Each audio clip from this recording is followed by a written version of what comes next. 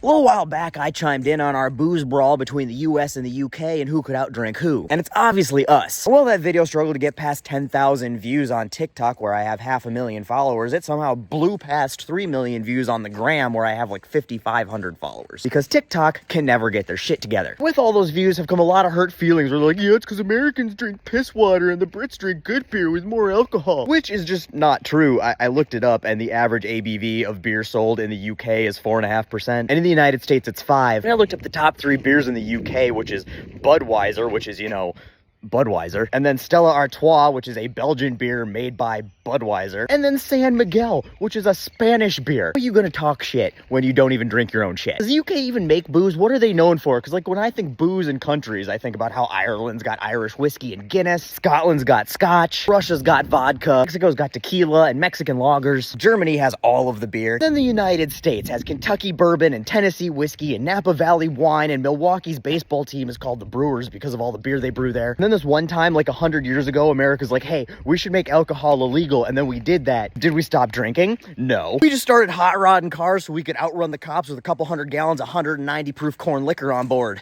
What lightning? Yeah, we made a whole sport about it, actually. It's called NASCAR. Literally, the only reason NASCAR exists is because we were building cars to outrun the cops so we could get people drunk. Anyway, I'm getting off track, so I'm gonna take a right turn here, pun intended, because this was really about how you guys are always making fun of our cheap light beer. And when you make fun of that, you're really just telling on yourselves about how y'all can't keep up. Because if you don't drink cheap light beer, you either make way more money than most people in the United States, or you don't take your alcoholism seriously enough to have an opinion. So here's the thing, is I love me some good beer, and the United States is chock full of good microbreweries.